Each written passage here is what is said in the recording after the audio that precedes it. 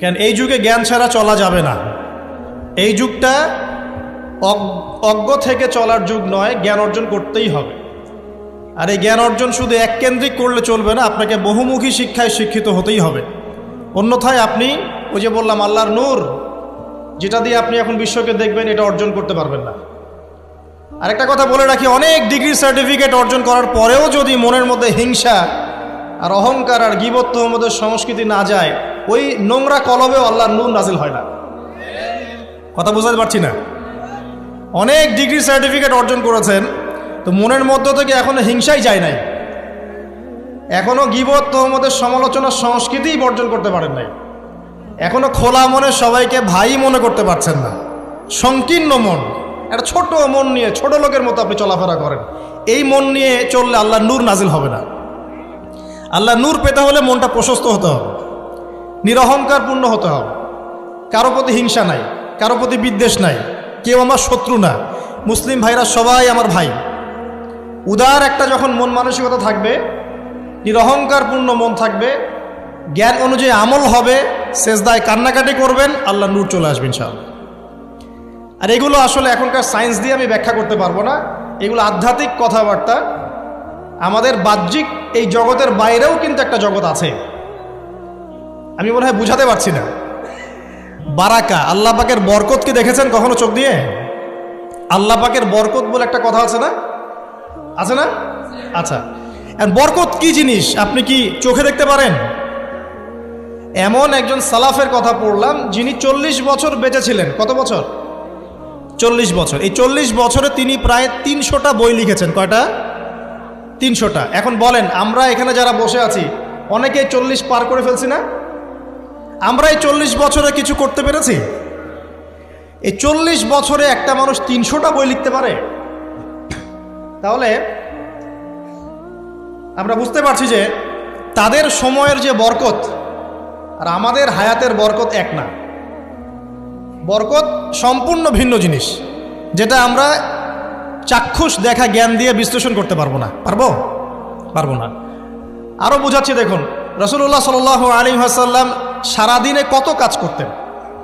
তাহাজ্জুদ পড়তেন, শেষ রাত্রে উঠতেন, রাতের এক অংশ ঘুমাতেন, আরেক অংশ উঠতেন, উঠে তাহাজ্জুদে নামাজ পড়তেন, লম্বা কেরাত, মানে এক রাকাতে প্রায় 4 পারা কোরআন তেলাওয়াত করেছেন।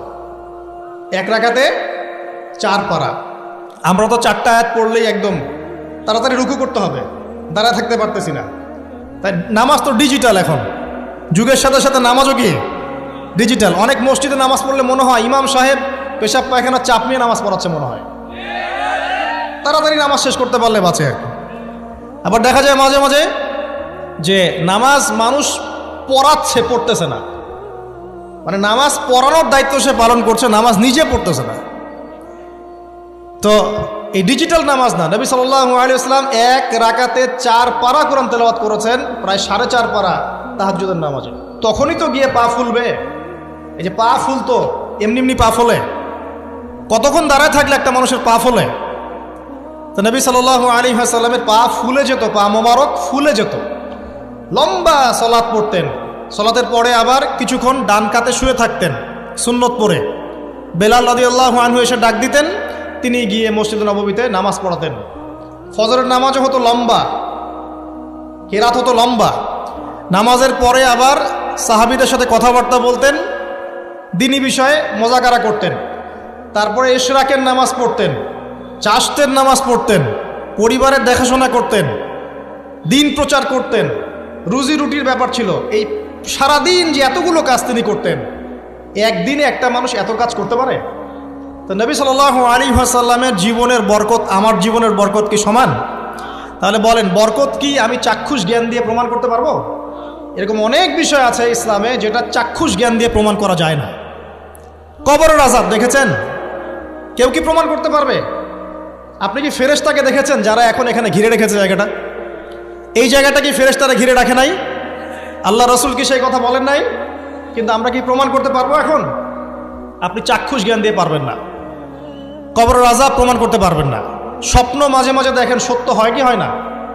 মুমিনের স্বপ্ন সত্যি হবে কি হবে না? আখিরুজ জামানে মুমিনের স্বপ্ন বেশি বেশি সত্য হবে। তো সত্য স্বপ্নের কি ব্যাখ্যা দিবেন? কোনো ব্যাখ্যা নাই। আপনি কি জান্নাত জাহান্নাম দেখেছেন? দেখেন নাই। মিজান পুলসিরাত দেখেছেন? রূহ, আপনার শরীরে একটা রূহ আছে, আত্মা, এটা কি দেখেছেন?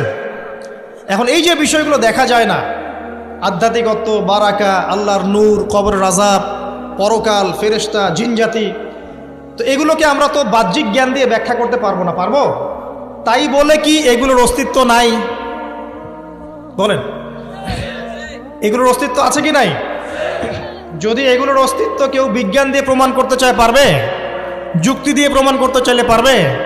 কোনো দর্শন দিয়ে প্রমাণ করতে চাইলে পারবে? পারবে না। তাহলে এখানে একটা বিষয় হচ্ছে, আল্লাহর পক্ষ থেকে যা নাজিল হয়েছে চোখ বন্ধ করে বিশ্বাস করতে হবে। এখন এই চোখ বন্ধ করে বিশ্বাস করলে পরে মানুষ আপনাকে বলবে ধর্মান্ধ, কি বলবে? এবং ইসলামের এই মৌলিক বিষয়গুলোকে যদি আপনি চোখ বন্ধ করে মেনে চলেন, এখনকার বিশ্বের মানুষ আপনাকে বলবে আপনি মৌলবাদী। এখন আপনি বলেন, ইসলামের মৌলিক বিষয়গুলোকে মেনে না চললে কি কেউ মুসলিম হতে পারবে কি না? পারবে? তাহলে পরিপূর্ণ মুসলিম হতে হলে আমাকে মৌলবাদী হতে হচ্ছে কি না? আমি এটা দিয়ে কি বুঝাচ্ছি? বুঝাচ্ছি আল্লাহ পাকের নাজিল করা প্রতিটা বিষয়কে চোখ বন্ধ করে মানতে হবে। কিছু বিষয় আমার বুঝে আসবে, কিছু বিষয় আমার বুঝে নাও আসতে পারে। এখন যতগুলো বিষয় বললাম একটাও কি ব্যাখ্যা করতে পারবেন? কিন্তু এগুলো আপনাকে মানতেই হচ্ছে, কারণ আপনি মুসলিম। আল্লাহ বলেছেন, রাসূল বলেছেন, আমি মেনেছি। এখন আমার জ্ঞান কি আল্লাহ এবং তার রাসূলের জ্ঞানের চেয়ে বেশি না কম? এই পুরো মহাবিশ্ব যিনি পরিচালনা করছেন তার জ্ঞান বেশি না আমার জ্ঞান বেশি? এই পুরো মহাবিশ্বে শত কোটি গ্যালাক্সি আছে, এক একটা গ্যালাক্সিতে হাজার হাজার সৌরজগৎ আছে। এরকম শত সহস্র গ্যালাক্সি নিয়ে একটা আসমান গঠিত হয়। এরকম 7টা মহাদেশ আছে, সাতটা মহাবিশ্ব আছে। এই 7 মহাবিশ্বের উপরে আছে কুরসি, ওয়াসিআ কুরসিয়ুহুস সামাওয়াতি ওয়াল আরদ। তার উপরে আছে মহাসাগর, যার গভীরতা 500 বছরের পথ। তার উপরে আছে আল্লাহ রাব্বুল আলামিনের আরশে আজিম। আর আল্লাহ রাব্বুল আলামিন এই আরশের উপর সমুন্নত। সেই মহান আল্লাহকে আমরা বলি আল্লাহু আকবার। কি বলি? এই যে আল্লাহু আকবারের মর্ম বুঝলেন? এখন এই বিশাল সত্তা আল্লাহু আকবার, আল্লাহ পাক সবচেয়ে বড়, এই সর্বোচ্চ সত্তার জ্ঞান বেশি না আমার জ্ঞান বেশি? তার পক্ষ থেকে যখন কোরআন এবং হাদিস নাজিল হচ্ছে, আমাকে তো চোখ বন্ধ করেই মানতে হবে, নাকি আমি যুক্তি দিব? হ্যাঁ, কিছু বিষয় আমার বুঝে আসবে, কিছু বিষয় আমার বুঝে নাও আসতে পারে। কিছু বিষয় আমি সায়েন্স দিয়ে প্রমাণ করতে পারবো, কিছু নাও পারতে পারি। কিছু আমি দর্শন দিয়ে প্রমাণ করতে পারবো, কিছু নাও পারতে পারি। যেগুলো পারছি না সেগুলো আমার বা আমাদের জ্ঞানের সীমাবদ্ধতা। কথা কি বুঝতে পারছেন? এটা আল্লাহ পাকের জ্ঞানের বা আল্লাহ পাকের ওহির কোনো ত্রুটি নয়। আল্লাহর ওহির কোনো ত্রুটি আছে? এটা আমার জ্ঞানের সীমাবদ্ধতা। আসেন সামনে যাই। যে কথাটা বলতে গিয়ে এদিকে আসলাম, দেখুন এমন অনেক বিষয় আছে যেগুলো আমরা খালি চোখে ব্যাখ্যা করতে পারবো না। আমরা যে যুগটাকে আইয়ামে জাহিলিয়াত বলছি, ওই যুগটাতে যে সমস্যাগুলো ছিল, যে পাপগুলো ছিল, সেগুলো এখনকার বিশ্বে আরও অনেক উঁচু লেভেলে বিরাজ করছে। যেমন এই যে আপনারা বললেন, একটা পাপ ছিল শিরক। সরাসরি মূর্তি পূজা বলছি না, আমরা বলছি কি শিরকের পাপ ছিল। ওই আইয়ামে জাহিলিয়াতের মানুষগুলো শিরকের পাপে নিমজ্জিত ছিল। তারা শুধু মূর্তির পূজাই করতো এমনটা নয়, তারা কবরেরও পূজা করত, তারা মৃত মানুষেরও পূজা করত, তারা কেউ কেউ নাস্তিকতায়ও বিশ্বাসী ছিল। সূরা মুমিনুন পড়লে দেখবেন তাদের মধ্যে একটা আকীদা ছিল, ইন হিয়া ইল্লা হায়াতুনা দুনিয়া নামুতু ওয়া নাহয়া। কাফেররা বলতো যে আমরা এই পৃথিবীতে জন্মেছি, এখানেই আমরা জন্মাবো, এখানেই মারা যাব। ওয়া মা নাহনু বিমাবউসিন, আমাদেরকে পুনরুত্থিত করা হবে না। এই পরকালের কনসেপ্টে তারা বিশ্বাস করতো না। তো এরকমও লোক ছিল। শুধু যে লাত, ওজ্জা, হবল, মানাত এগুলোর পূজা করতো তাই নয় এই বিষয়টা। এখানে কবর পূজাও ছিল, এখানে আপনার মৃত মানুষের পূজাও ছিল, এখানে গাছপালা, চন্দ্র, সূর্য, নক্ষত্রের পূজাও ছিল, আবার নাস্তিকতাও ছিল। এক কথায় আইয়ামে জাহিলিয়াতের সবচেয়ে বড় পাপ ছিল শিরক। এখন একটু এই 1400 বছর পরে চলে আসে, চলে এসে দেখেন এখনকার সমাজের দিকে তাকান, এখনকার মুসলিম রাষ্ট্রগুলোর দিকে তাকান, আর পুরো বিশ্বের দিকে তাকান। সবচেয়ে বড় সমস্যাটা কি বলেন? সবচেয়ে বড় সমস্যা কি শিরক নয়? আচ্ছা, মুসলিমরা কি এখন অনেকেই কবর পূজা করে না? মুসলিমদের মধ্যে অনেকেই দেখবেন যে মৃত মানুষের কাছে চাচ্ছে না। মৃত মানুষের কাছে সন্তান প্রার্থনা করে না? ওই যে ওখানে গিয়ে নজর মান্নত করছে না যে মৃত মানুষকে সন্তুষ্ট করলে আমার ভালো হবে, না হলে আমার কোনো ক্ষতি হয়ে যাবে, এটা মানুষ করছে না? মুসলিমদের মধ্যে বহু মানুষ আল্লাহর হালালকে হারাম করছে না, আল্লাহর হারামকে হালাল করে নিচ্ছে না, এটাও কিন্তু শিরক। আপনি কি জানেন যে আল্লাহর হালালকে হারাম করলে শিরক হয়? আল্লাহর হারামকে হালাল করলে শিরক হয়? সুদ হালাল না হারাম? না, সুদ তো ফরজ। সুদ হালাল না হারাম? সুদ তো এখনকার বিশ্বে ফরজ। সুদ ছাড়া এই বিশ্ব চলবে না। আপনি ঠিক বলছেন, কিন্তু সুদ ছাড়া এই বিশ্ব চলে না। যে কোনো কিছু করতে গেলে সুদ লাগে। তো এখন যে সবাই এটাকে হালাল করে নিচ্ছে, এটা কি হচ্ছে? আল্লাহর হারামকে মানুষ হালাল করছে না? আচ্ছা বলেন, মদ হারাম না হালাল? বলেন। মদ তো ওয়াজিব নাকি? যুব সমাজে তো মদ না খেলে চলেই না। মদ খায় না এমন যুব সমাজের সংখ্যা বেশি না খায় তার সংখ্যা বেশি? কয়টা ছেলে আছে স্মোক করে না? বলেন, কয়টা ছেলে দেখাতে পারবেন যারা স্মোক করে না? এখানে কারা কারা স্মোক করেন না? মাশাআল্লাহ, আলহামদুলিল্লাহ, মাশাআল্লাহ। হাত নামান, হাত নামান, হাত নামান। আল্লাহ পাক আপনাদের রক্তে এবং মাংসে বরকত দান করুন, দোয়া করি। যদি আপনি কোনো কমিউনিটির মধ্যে দেখাতে পারেন যে তারা মাদক থেকে দূরে আছে, তারা শুধুমাত্র ইসলামিক কমিউনিটি, অন্য কোনো কমিউনিটি না। যদি আপনি মাদক মুক্ত কোনো ক্যাম্পাস দেখাতে পারেন, সেটা হবে মাদ্রাসা। যদি পর্ন মুক্ত ক্যাম্পাস দেখাতে পারেন, দেখাতে হবে মাদ্রাসাকে। এখানে বিষয়টা হচ্ছে, যারা ইসলাম প্র্যাকটিস করে, কোরআন এবং সুন্নাহর বুঝ যাদের মধ্যে আছে, যাদের মধ্যে আল্লাহর ভয় আছে, এরা কখনো সুদ খাবে? এরা কি মদ খাইতে পারবে? পারবে না। ইনশাআল্লাহ আপনারা কি জিনা করতে পারবেন? আল্লাহ পাক আপনাদেরকে ঈমান আমলের উপর অটুট রাখুন, আমিন। যে কথাটা বলছি, কেউ যদি আল্লাহর হালালকে হারাম করে নেয় আর কেউ যদি আল্লাহর হারামকে হালাল করে ফেলে, এটাকে কিন্তু শিরক বলা হয়। এই বিষয়ে কি এই সমস্যা নাই? সামনে আগান। এই বিশ্বের শিক্ষা ক্ষেত্রগুলো দেখবেন, এই শিক্ষা ক্ষেত্রগুলোর মধ্যে নাস্তিকতার শিক্ষা বাড়ছে না কমছে? বাড়ছে। এই বিশ্বের অর্থনীতি দেখবেন, অর্থনীতির মধ্যে শিরক বাড়ছে না কমছে? এখানে আপনাকে সুদ নিতে হচ্ছে, এখানে আপনাকে আল্লাহর নাজিলকৃত ইকোনমি বাদ দিয়ে পশ্চিমাদের নাজিলকৃত ইকোনমি বহন করতে হচ্ছে। এটাও এক প্রকার কুফরি। আরও সমস্যা আছে। এই বিশ্বের ওয়ার্ল্ড অ্যাফেয়ার্সের দিকে তাকাবেন, দেখবেন বিশ্বের কয়টা জায়গা আপনি আমাকে দেখাতে পারবেন যেখানে মুসলিমদের মধ্যেও আল্লাহ রাব্বুল আলামিনের নাজিলকৃত বিধান দিয়ে বিচার ফয়সালা হচ্ছে? কয়টা দেখাতে পারবেন? তো যেখানে আছে খুব স্বল্প পরিসরে। পুরো বিশ্বের অবস্থা আজকে এমন। পর্নোগ্রাফি হালাল না হারাম? পশ্চিমা সংস্কৃতির মধ্য দিয়ে এটা সারা বিশ্বে ছড়িয়ে দেওয়া হয়েছে। মানুষ এখন এটাকে available part of our life এটা মনে করছে, আর common part of our life. পর্দা হালাল না হারাম? বলেন, পর্দা না করাটা হারাম না হালাল? আচ্ছা, এখন দেখেন, মিডিয়া বলেন, প্রিন্ট মিডিয়া বলেন, ইলেকট্রনিক মিডিয়া বলেন, বিভিন্ন প্রযুক্তিগত উন্নয়নের মধ্য দিয়ে নগ্নতাকে প্রমোট করা হচ্ছে কি হচ্ছে না? বলেন, হচ্ছে কি হচ্ছে না? এখন কি কাপড় খোলার দিকে মানুষ বেশি আগ্রহী না পরার দিকে? দেখবেন ইসলামের বুঝ যাদের মধ্যে নাই, এরা কাপড় খুলতে চাচ্ছে এখন। আর আমি আপনাদেরকে বলি, আগের লেকচারগুলোতেও বলেছি, এই পুরো মহাবিশ্বে আমাদের বাবা আর মা আদম এবং হাওয়া আলাইহিস সালাম, তাদের গা থেকে পোশাকটা খুলে ফেলেছিল কে জানেন? কে? ইবলিস। যখনই তারা গাছের কাছে গেলেন, তখন কি হলো? ফালাম্মা যাকাশ শাজারা বাদাত লাহুমা সাওয়াতিহিমা। যখনই তারা গাছের কাছে গেলেন, তাদের কাপড় খুলে পড়ে গেল। তাহলে পুরো মহাবিশ্বে আমাদের পিতামাতাকে নগ্ন করে দিয়েছে কে? ইবলিস, শয়তান। তাহলে এখন পৃথিবীতে যারা মুসলিমদেরকে বা অমুসলিমদেরকে, পুরো মানবতাকে যারা নগ্ন করতে চাচ্ছে, এরা কার এজেন্ট? এরা কার এজেন্টটা বাস্তবায়ন করছে? এটা কি বুঝতে বাকি থাকে? আমি কথাগুলো বানিয়ে বলি নাই। সূরা আরাফ পড়েন, দেখবেন সব লেখা আছে। আসেন, এক কথায় বলতে চাচ্ছি, ওই সময়কার যে শিরকটা শুধুমাত্র মক্কায় সীমাবদ্ধ ছিল, এখনকার শিরকটা গ্লোবালাইজেশন হয়েছে আর কি। পুরো দেশে দেশে দেশে শিরক ছড়িয়ে পড়েছে। আসেন, ওই সময় আরেকটা বড় পাপ ছিল, যেটা এই যে এক ভাই বলল, সেটা হলো রিবা। রিবা, রিবা মানে কি? সুদ। রিবা মানে সুদ, জানেন তো? আর সুদ তো ফরজ নাকি ভাই? আচ্ছা, এমন কোনো গ্রাম নাই বাংলাদেশে যেখানে সুদ নাই, আর বিশ্বের এমন কোনো দেশ নাই যেখানে সুদ নাই।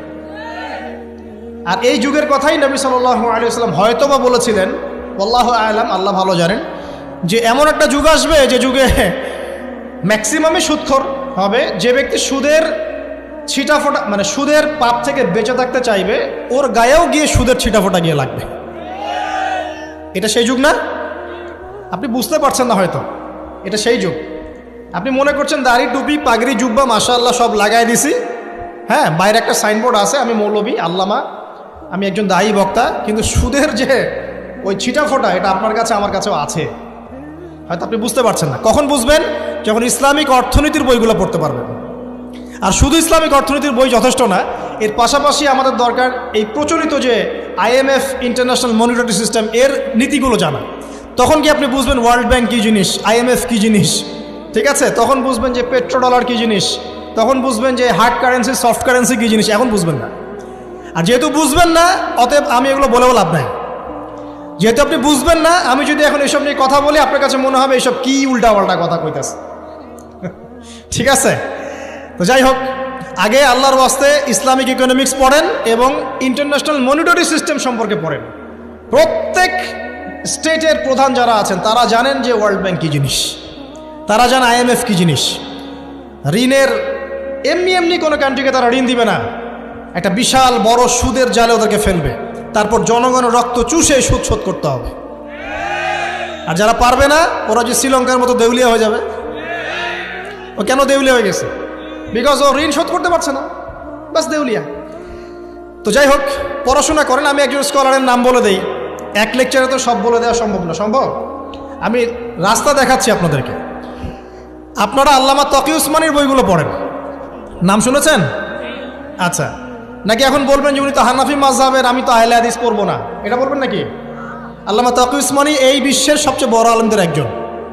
আল্লামা তকি উসমানী এই বিশ্বের সবচেয়ে রিনাউন্ড আলেমদের একজন। তার ইসলামিক অর্থনীতির যে পুরো সিরিজ আছে, আল্লাহর ওয়াস্তে বাসায় কিনে একবার পড়ে দেখেন অর্থনীতি কী জিনিস, আপনি কিসের উপর দাঁড়িয়ে আছে। পড়া যাবে না ইনশাল্লাহ? আপনি তাকে ভালো যদি নাও বাসেন, তাও পড়ে দেখেন। মনে করেন আপনি একটা কমিউনিটির মধ্যে আছেন, বা একটা সংগঠনে আছেন, বা একটা ঘরানার মধ্যে আছেন, তাহলে কি অন্য ঘরানার বইপত্র পড়া যাবে না? হারাম হয়ে গেছে নাকি? এই যে সংকীর্ণ মানসিকতা থাকলে ভাই হেদায়েত পাওয়া যাবে না। আর আপনি যে মনে করছেন আমি একদম হকের উপর আছি, আপনি সঠিক পথে আছেন ঠিকই, তবে এটা সঠিক ভুল পথ। কথা বুঝতে পারছেন না? আপনি মনে করছেন যে আমি একদম চূড়ান্ত সঠিক বিষয়ের উপর আছি। হ্যাঁ, আপনি সঠিক বিষয়ের উপর আছেন ঠিকই, বাট আপনি সহি একটা ভুল পথে আছেন। এটা বুঝবেন পরে, যখন জ্ঞানের পরিধি বাড়তে থাকবে তখন বুঝবেন যে সহি পথ কোনটা, সহি ভুল পথ কোনটা। মুসলিমদের মধ্যে ফাটল সৃষ্টি করে জান্নাতে যাওয়া যায় না। যায়? পুরো মুসলিমরা একটা উম্মাহ, এবং যারাই মুসলিম উম্মার মধ্যে ফাটল সৃষ্টি করতে চায় এরা উম্মার বন্ধু নয়, শত্রু। মুসলিম উম্মার মধ্যে কোনো ফাটল সৃষ্টি করবেন না। সবার মাঝখানেই হৃদ্যতা ভালোবাসার বন্ধন থাকবে।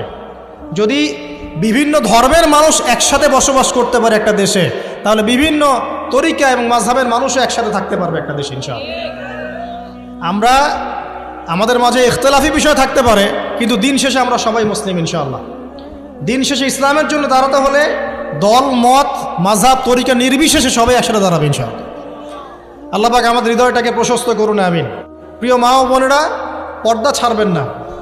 আপনাদের জন্য 4টা কাজ: স্বামীর আনুগত্য করা, লজ্জাস্থানের হেফাজত করা, আপনার 5 ওয়াক্ত সালাত ঠিকঠাক মতো আদায় করা, এবং রমজান মাসে সাওম রাখা। নবীজি বলেছেন সাল্লাল্লাহু আলাইহি ওয়াসাল্লাম, জান্নাতের যে কোনো দরজা দিয়ে ইচ্ছা আপনি প্রবেশ করতে পারবেন। আপনার জন্য সহজ।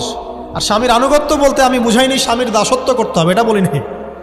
এখনকার কিছু ফ্যামিলিস্ট মেয়ে আছে, ওরা আনুগত্য শব্দ মনে হয় যে দাসত্ব মনে হয়। আনুগত্য দাসত্ব এক জিনিস না। আনুগত্য কি?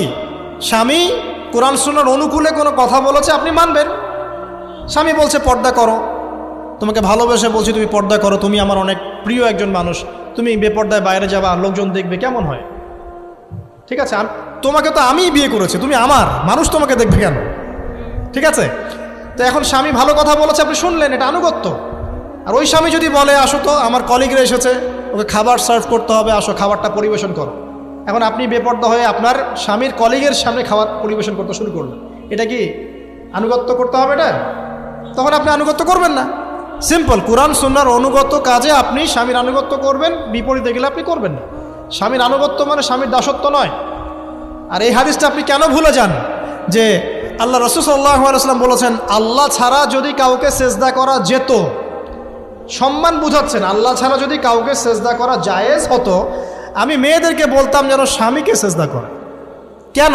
কারণ আপনাকে রেসপন্সিবিলিটি, আপনার খাবার, আপনার ফুড, আপনার শেল্টার, আপনার মানে পুরো দায় দায়িত্ব নিজের হাড় ভাঙা পরিশ্রম দিয়ে, জীবনের ঝুঁকি নিয়ে স্বামী আপনার জন্য করে। সে আপনার সম্মান পাওয়ার যোগ্য তো? সে কি আপনার সম্মান পাওয়ার যোগ্য নয়? আপনি যদি সম্মানের হক আদায় না করতে পারেন তাহলে আপনি অকৃতজ্ঞ। আর অকৃতজ্ঞ মেয়ে কখনো জান্নাতে যাবে? একটা হাদিসে আছে, বেশিরভাগ মেয়ে জাহান্নামের যাওয়ার অন্যতম কারণ হচ্ছে তারা স্বামীর সাথে কুফুরি করে। কি করে? মানে সারা জীবন স্বামী ভালোবেসে যায়, ভরণ পোষণ দিয়ে যায়, সব চাহিদা পূরণ করে যায়, একদিন দেখবেন কথা কাটাকাটি হয়েছে, ওই দিন বলে বসবে যে তোমার কাছে আমি কিচ্ছু পাই নাই সারাদিন। এই যে কুফুরি, এই কারণে তারা জাহান্নামে যেতে পারে বেশি। আল্লাহ হেফাজত করুন। আমি আরেকটা কারণ হচ্ছে যে বেপর্দা। আপনাকে 4টা মূলনীতি ফলো করতে হবে। 1, এমন কোনো পোশাক পরবেন না যে পোশাকটা আটো সাটো, যেটা পরলে আপনার গায়ের কাঠামো বোঝা যায়। এটা বোরখা হলেও পরা যাবে না। আমি কি বুঝাতে পারছি? ডিজিটাল বোরখা দেখেন নাই? দেখছেন? মাশাআল্লাহ। আর কারা কারা দেখছেন? এদিকে চোখ বেশি যায় না? আচ্ছা, এমনি দেখা যায়, চোখ দিতে হয় না, এমনি দেখা যায়। ডিজিটাল বোরখা চলবে না, ডিজিটাল বোরখা চলবে না। আমার মত, এটা আমি মত দিচ্ছি, আমি আল্লাহর রাস্তায় সময় দিয়েছি অনেক দিন, এবং এখানে যে পর্দাটা শেখানো হয় এরকম পর্দা আমি অন্য কোথাও দেখিনি।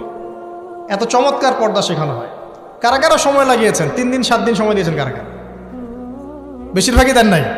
সমস্যা নাই, দিতে হবে। আমি বাধ্যতামূলক বলিনি আপনাকে, বলেছি এখানে পর্দা শেখানো হয়, চমৎকার পর্দা শেখানো হয়, যে এখানে চোখটা পর্যন্ত তাদের ঢেকে রাখার তালিম দেওয়া হয়। যাই হোক, যেখানেই শেখেন, অ্যাটলিস্ট পর্দাটা শিখলেই হলো।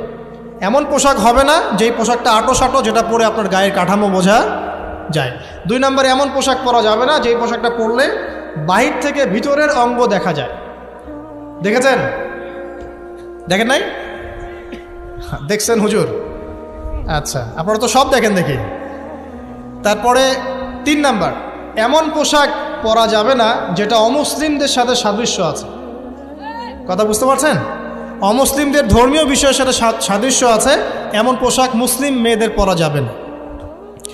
এর মানে এই নয় যে অন্য ধর্মকে আপনি আক্রমণ করবেন, এটাও নয়। যে যার ধর্ম তাদের স্বাধীনতা মতো পালন করবে। মুসলিমরা বাধা দিবে না। মুসলিমরা দাওয়াত দিতে পারে। কি করতে পারে? দাওয়াত দিতে পারে যে ভাই, যে লা ইলাহা ইল্লাল্লাহর কনসেপ্ট আপনাকে বুঝাচ্ছি, আল্লাহ ছাড়া কোনো মাবুদ নাই, মুহাম্মদ সাল্লাল্লাহু আলাইহি ওয়াসাল্লাম সর্বশেষ রাসূল, এই কোরআন পড়ুন, হাদিস পড়ুন, দেখুন এটাই হচ্ছে মানবতার মুক্তির সনদ। এরপর যদি সে ইসলাম কবুল করে আলহামদুলিল্লাহ, যদি না করে এর হিসাব কে দিবে? সে নিজে দিবে। এর হিসাব কি আমাকে দেওয়া লাগবে? দেওয়া লাগবে না। তো অমুসলিমদের সাথে সাদৃশ্য আছে এমন পোশাক চলবে না। আর 4 হচ্ছে, পুরুষরা মেয়েদের পোশাক পরতে পারবে না, মেয়েরা পুরুষদের পোশাক পরতে পারবে না। জি, আপনাদেরকেই বলছি, আপনারা জিন্স পরতে পারবেন না, মেয়েদেরকে বলছি, এবং টি শার্ট পরতে পারবেন না। আপনারা ওই যে যা ইচ্ছা তাই ড্রেস পরে বলবেন যে 1000 বছরের সভ্যতা সংস্কৃতি, এসব বাজে কথা চলবে না এখানে। এটা 1000 বছরে কোনোদিনও আমাদের দাদা নানিরা এগুলা কখনো পরে নাই। পরছে? আপনার দাদি কখনো এরকম পরছিল শাড়ি? তো যে বললো 1000 বছর থেকে পরে আসতেছে নাকি? সুবহানাল্লাহ। তো এখানে বিষয়টা হচ্ছে, পুরুষ মেয়ের পোশাক পরতে পারবে না, মেয়ে পুরুষের পোশাক পড়তে পারবে না। আমি খুব সংক্ষিপ্ত করে আপনাকে কোরআন সুন্নাহ থেকে 4টা মূলনীতি বলে দিলাম। এই 4টা মূলনীতি কোরআনেও আছে, হাদিসেও আছে।